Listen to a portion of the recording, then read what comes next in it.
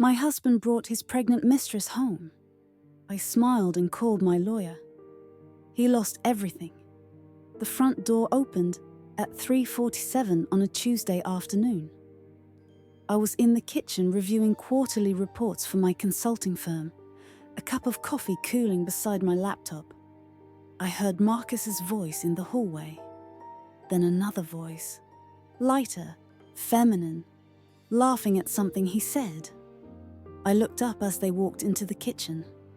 My husband entered first, loosening his tie. Behind him came a blonde woman in her mid-20s, wearing a blue sundress that couldn't hide the unmistakable curve of a pregnant belly.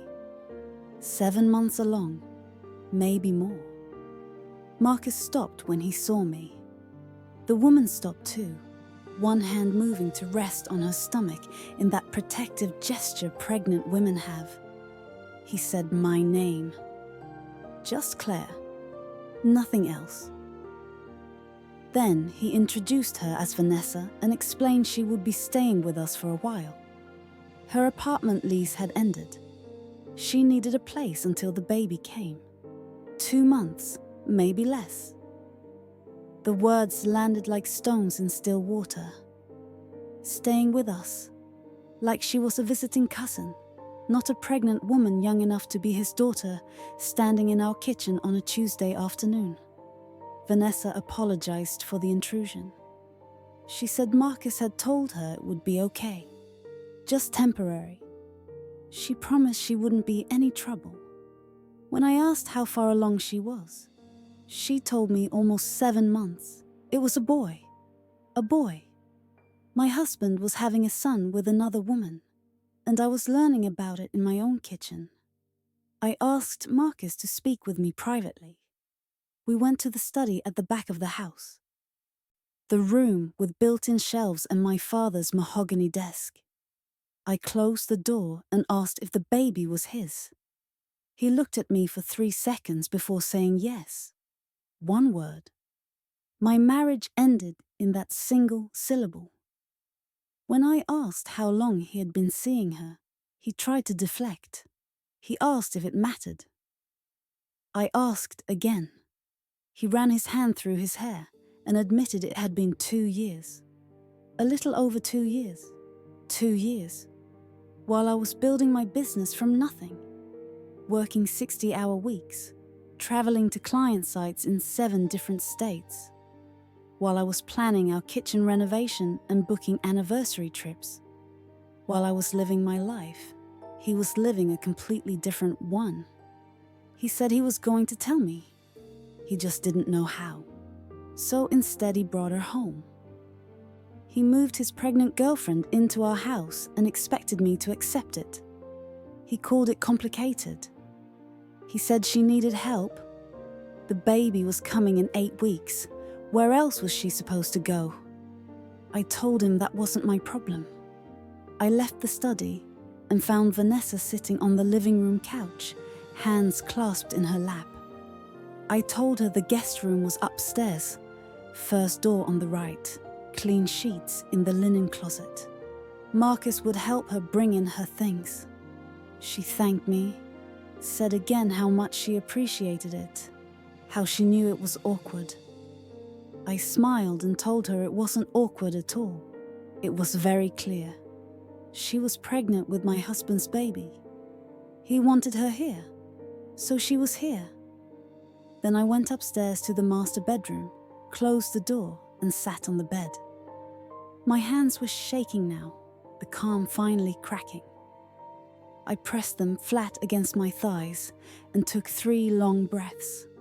Then I opened my laptop and found the contact I needed. Diana Rothstein, attorney at law, family law and divorce specialist. I had met Diana 18 months earlier at a networking event. We bonded over martinis and stories about difficult clients. She gave me her card and told me if I ever needed anything, call her, anything at all. I called her that afternoon at 4:15.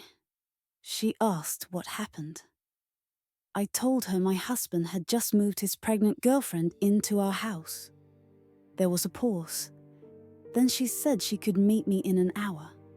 I suggested my office downtown. She said she would bring the paperwork. I changed out of my casual clothes into a navy business suit with a white blouse. I put on heels and lipstick. I pulled my dark hair back into a neat bun. When I looked in the mirror, I saw a woman who meant business. A woman who wasn't going to be walked over. Downstairs, I found Marcus in the kitchen making coffee. I told him I was going to the office.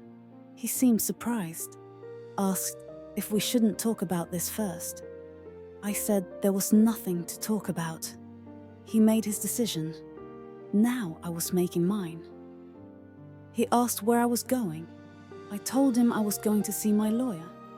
His face went pale. I picked up my car keys and walked out. Diana Rothstein's office was downtown on the 14th floor of a glass building.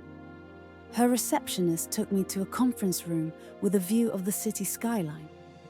Diana arrived 5 minutes later, carrying a thick folder and 2 bottles of water. She was in her mid-40s, petite, with short silver hair and sharp eyes. She set the folder on the table and told me to start from the beginning. I told her everything.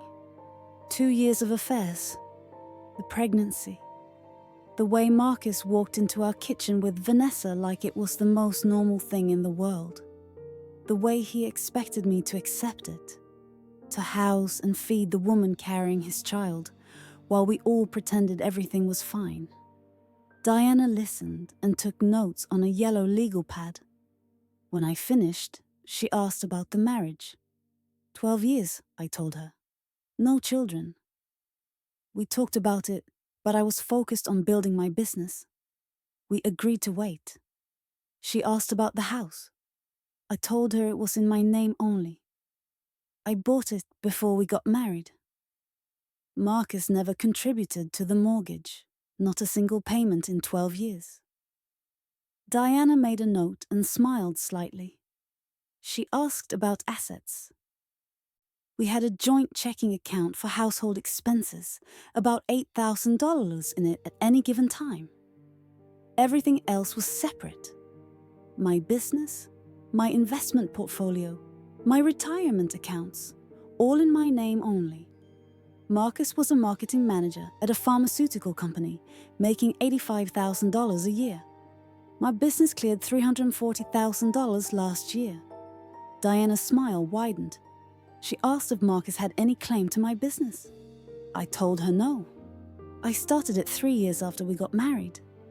He never invested $1, never helped with bookkeeping, never had anything to do with it. She pulled a document from her folder, a separation agreement. She said we would file it that day, along with divorce papers. Since we had no children together and our assets were completely separate, the process would be relatively straightforward. I asked about the house. She said it was mine. He would have to leave. I asked about the girlfriend. Diana said she would have to leave too. It was my house. I had the right to determine who stayed there. Something loosened in my chest, a knot I hadn't realized was there. Diana explained the timeline. There was a mandatory 90-day waiting period in our state from the date of filing, but she could expedite certain things. She would file a motion for exclusive occupancy of the marital home. That meant Marcus had to move out within 48 hours of being served. 48 hours. She asked if there was any chance I wanted to reconcile, any possibility I might change my mind. I thought about Marcus standing in our kitchen with his pregnant girlfriend beside him, telling me it was complicated. I thought about 2 years of lies. Business trips to Denver and Miami and Portland that weren't really business trips. Late nights at the office that weren't at the office. 2 years of coming home, exhausted from client meetings, to find him on the couch, playing video games, never once asking how my day was. never once offering to help with dinner or laundry, or any of the 1,000 tasks that kept our household running. I told Diana there was no chance at all. She nodded and said, "Then let's destroy him." We spent the next 2 hours going through every detail. Diana asked about everything: credit cards, car loans. That time Marcus borrowed $15,000 from me to invest in a friend's startup that immediately went bankrupt. She took notes on page after page. She asked how long Vanessa had been staying in the house. I told her she arrived that afternoon, 3 hours ago. Diana's eyebrows went up. He brought her home that day? No warning, no heads up, just showed up with a pregnant woman and said she was moving in. That was exactly what happened. Diana shook her head. She said that would play very well in court. Judges didn't like that kind of behavior. It showed poor judgment and a lack of respect for the marital relationship. In our state, which considered marital conduct in property division, it mattered a lot. She said she would have the papers ready by the next morning. We would serve him at work during his lunch break.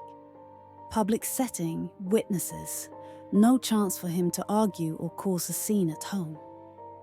I liked the way she thought. She stood and shook my hand. She welcomed me to the first day of my new life.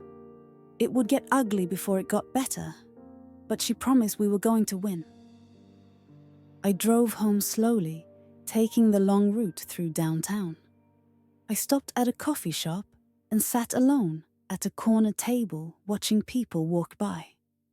Young couples holding hands, mothers pushing strollers, business people hurrying back to offices, normal people living normal lives. My phone rang 3 times. Marcus. I let it go to voicemail. Then I turned it off. At 6:30, I pulled into my driveway. Marcus's car was there, and next to it, a small silver Honda I didn't recognize. Vanessa's. I sat in my car for a moment, then walked inside. They were in the living room. Marcus on the couch, Vanessa next to him. They had ordered pizza. 2 boxes on the coffee table, pepperoni and Hawaiian. The smell filled the hallway. Marcus stood up when he saw me. He said we needed to talk. I told him no, we didn't. He insisted, said I couldn't just walk out in the middle of a crisis. I corrected him. His crisis, not mine. Vanessa spoke from the couch. She said she was sorry about all this. Marcus had told her I knew about them. He said I was okay with her staying there. I looked at my husband and asked what he had told her. He looked embarrassed. He said he told her we had discussed it. I said we never discussed anything. He showed up with her that afternoon. That was the first I heard of any of this. Vanessa's face went white. She asked if I really didn't know. About her. About the baby. I told her not until that day. She turned to Marcus, her voice rising. He had promised her I knew. He said he talked to me about everything. She asked him 50 times if his wife knew. He said yes. Marcus tried to explain. He was going to tell me.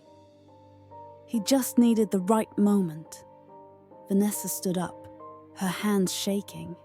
She said he told her we had an open marriage. He said I was okay with this.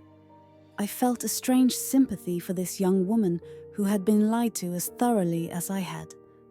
I asked if he really told her we had an open marriage. She nodded, tears starting to fall.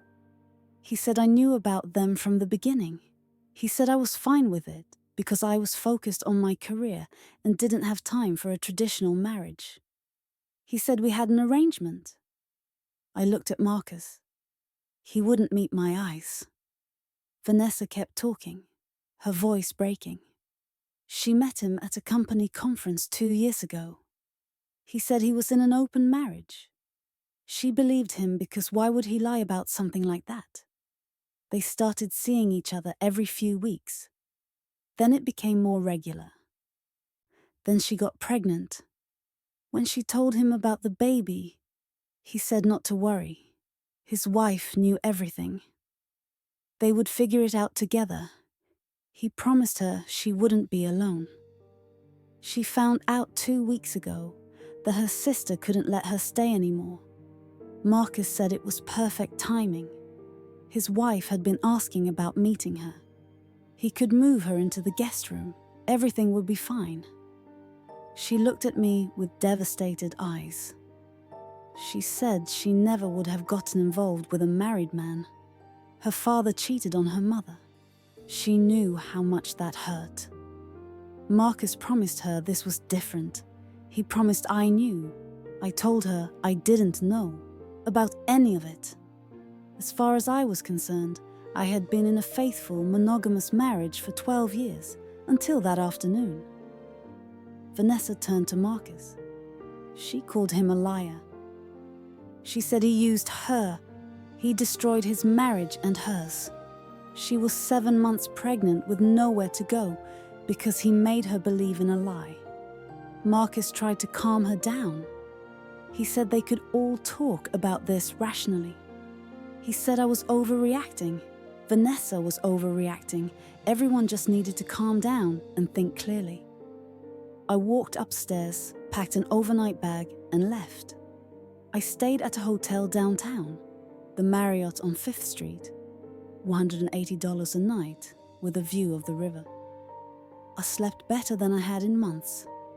The next morning, Diana called at 9:15. The papers were ready. The process server would deliver them to Marcus's office at noon.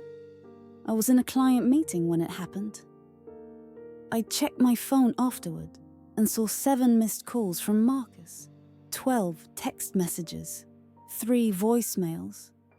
I didn't listen to any of them. Diana called again at 2:30. It was done. Marcus had been served. He had 48 hours to vacate the property. That evening, I went back to the house. Marcus's car was gone. So was the silver Honda. I walked through the rooms slowly. The house felt different already, lighter. The guest room upstairs showed signs of Vanessa's brief stay. A suitcase in the corner, some toiletries in the bathroom. I left them there. Not my problem. Marcus called at 7. I answered this time. He asked how I could do this to him, serve him at work where everyone could see, humiliate him in front of his colleagues. He said I was being vindictive and cruel. I told him he brought his pregnant mistress into our home and lied to both of us for 2 years. If he wanted to talk about cruel, we could talk about that.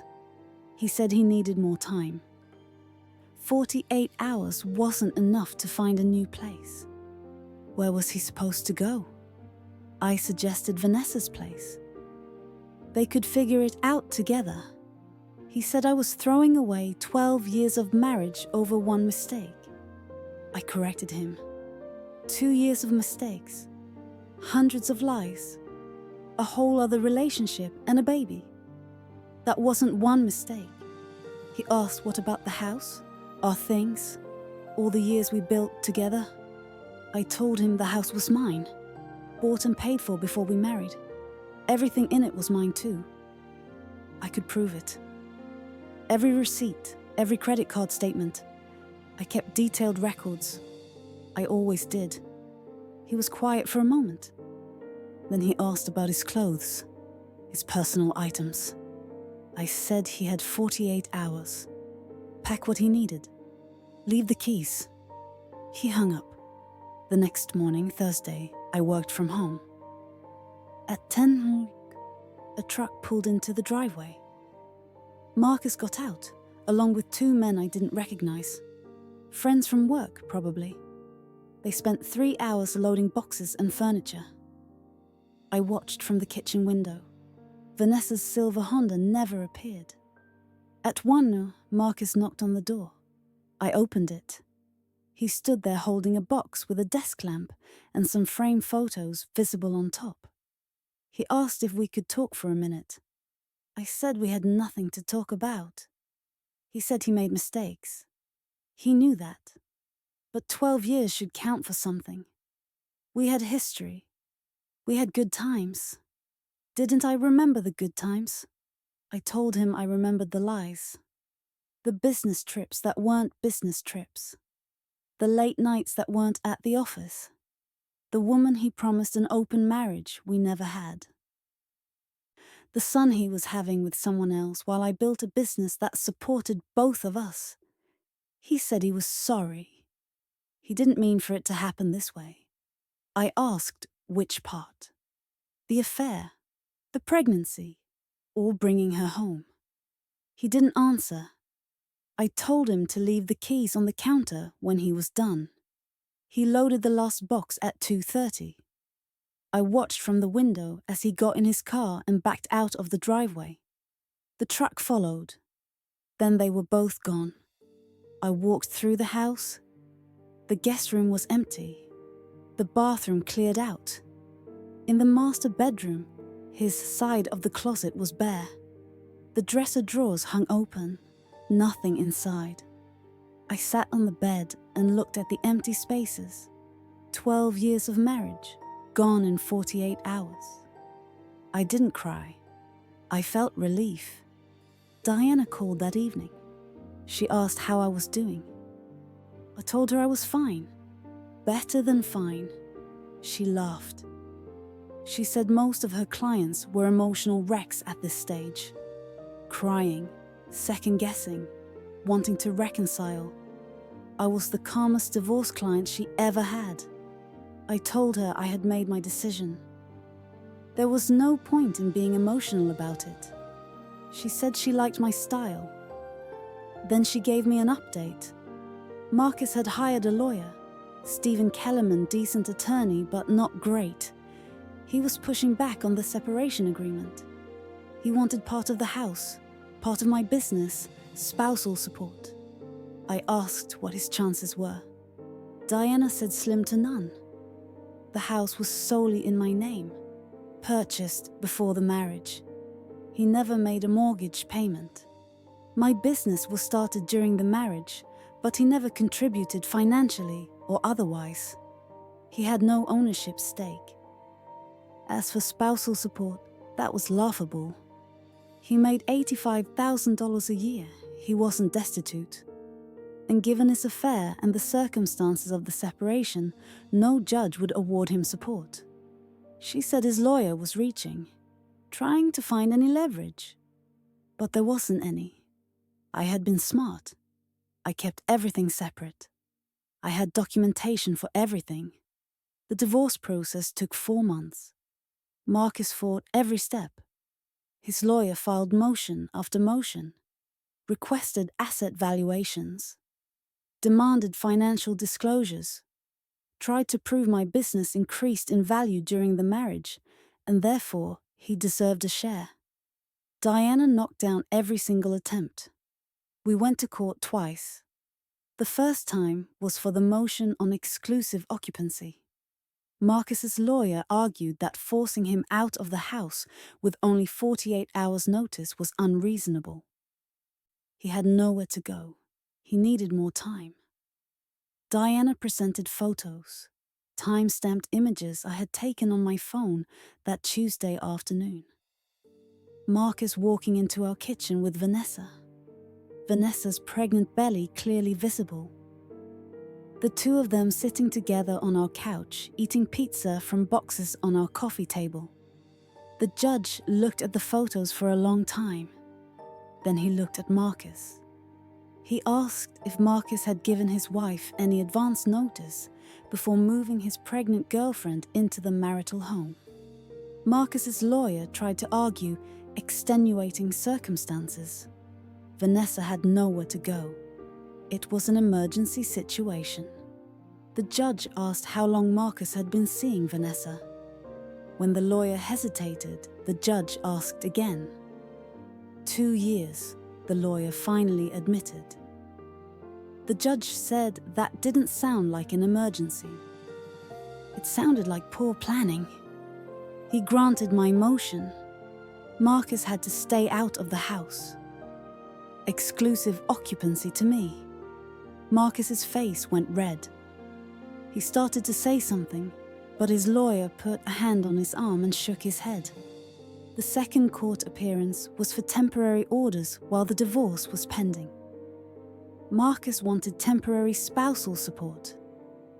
$3,000 a month. He said he had expenses. He was renting an apartment. His girlfriend was about to have a baby. He needed help. Diana stood up and presented my financial records. She showed that I had been the primary breadwinner throughout our marriage. My income was 4 times his. I paid the mortgage, the utilities, the property taxes, the home insurance. I paid for our vacations, our cars, our furniture. Marcus contributed to the joint checking account for groceries and household items. That was it. She presented bank statements showing regular transfers from my accounts to his. 500 here, 1,000 there. Over 12 years, I had given him nearly $90,000 in personal loans, most of it never repaid. She presented the $15,000 loan for his friend's startup, the one that went bankrupt 3 months later. She had the documentation, the promissory note Marcus signed, the payment schedule he never followed. I never pursued repayment. I just let it go. The judge reviewed everything. Then he denied the motion for temporary support. He said Marcus was capable of supporting himself. He made a good salary. If he had new expenses because of personal choices, those were his responsibility.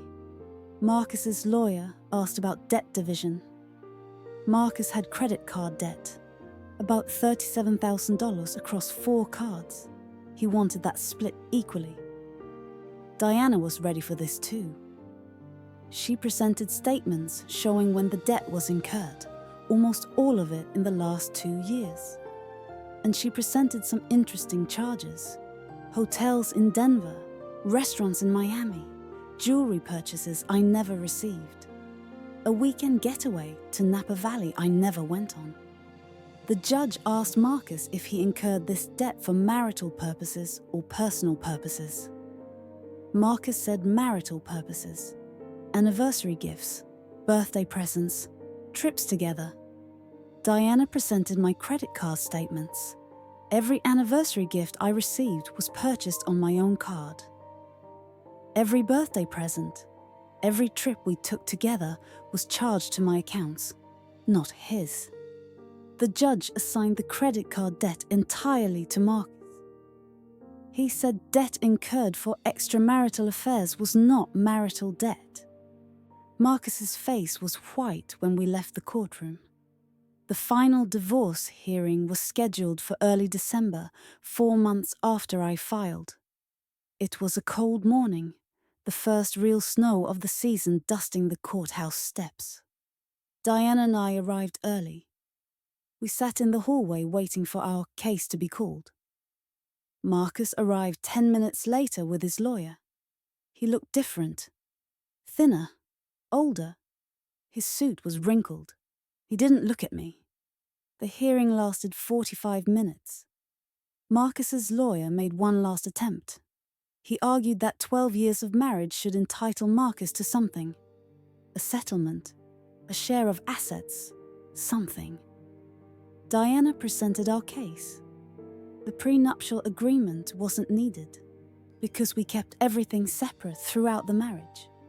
The house was purchased before marriage and remained solely in my name. The business was built independently with no contribution from Marcus. All major assets were acquired and maintained separately with clear documentation.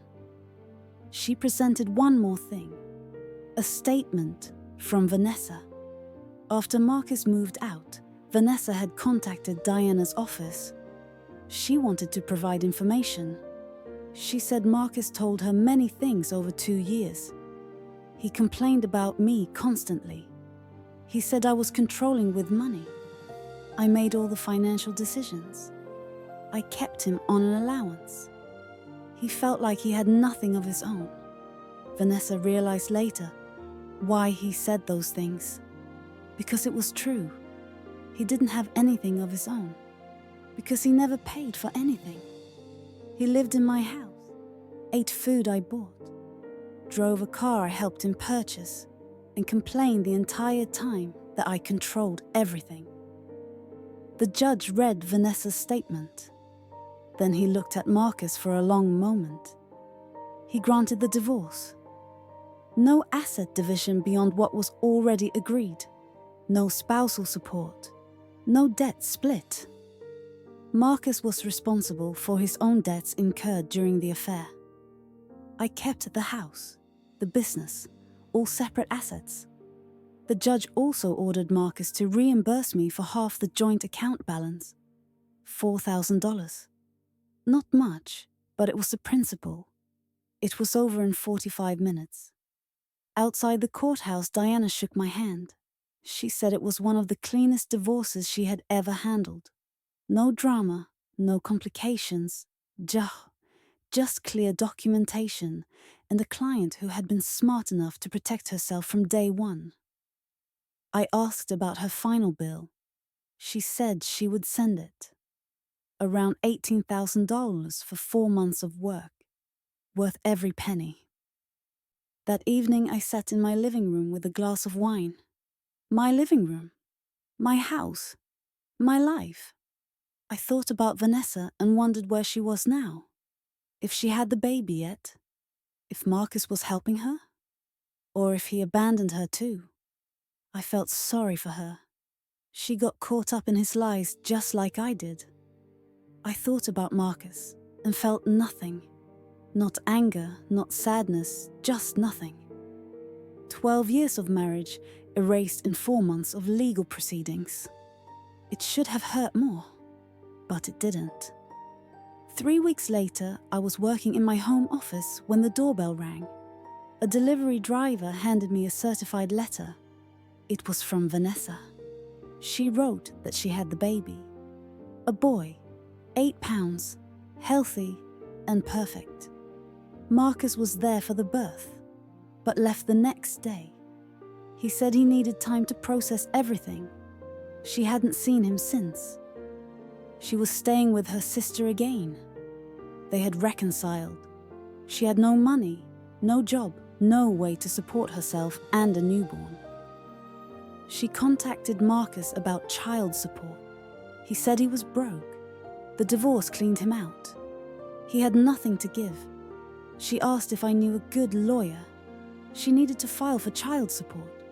She needed help. I read the letter twice. Then I picked up my phone and called Diana.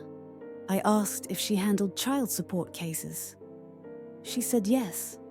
I told her I had a referral. A young woman with a newborn, no money, and a deadbeat father who claimed he was broke. Could Diana help her on contingency or a payment plan? Diana said she could. She asked who the client was. I told her it was my ex-husband's mistress, the one he got pregnant and abandoned. Diana laughed. She said she would take the case, pro bono if necessary. She wanted to see this through to the end. I gave her Vanessa's contact information. A month later, Diana called with an update. She filed for child support on Vanessa's behalf. Marcus fought it initially. He claimed financial hardship. He said the divorce left him with nothing. Diana pulled his financial records. He was still making $85,000 a year. He just had debt. Too bad. Child support came first. The judge ordered him to pay $200 a month, automatically deducted from his paycheck. If he missed a payment, his wages would be garnished. Marcus was furious. He called Diana's office and left angry voicemails. He said, I put Vanessa up to this. I was vindictive and spiteful. I couldn't let things go. Diana told him if he called again, she would file harassment charges. He stopped calling. That was 6 months ago. Today, I'm sitting in my home office, the room I converted from Marcus's old game room. The walls are painted a soft grey. I have a standing desk and a view of the garden. My business is thriving. Last quarter, we brought in $127,000. I hired 2 new consultants and a full-time assistant. I sleep well at night. I eat dinner when I want. I watch whatever I want on television. I don't pick up after anyone. I don't make excuses for anyone. I don't lie awake wondering if my husband is really working late or with someone else. I'm free. Last week, I saw Marcus at a coffee shop downtown. He was alone, wearing the same wrinkled suit, looking at his phone. He looked tired. He looked defeated. He saw me. Our eyes met for a moment. Then I turned away and walked out with my coffee. I didn't look back. People ask me sometimes if I have any regrets. If I wish I had tried to save the marriage. If I think I acted too quickly. I tell them no. Marcus made his choices. He had an affair for 2 years. He got another woman pregnant. He moved her into our home without asking me. He lied to both of us. He tried to manipulate the divorce proceedings to get money he didn't earn from assets he didn't build. He destroyed his marriage, his relationship with Vanessa, and his financial stability. All by himself. I just called my lawyer and smiled.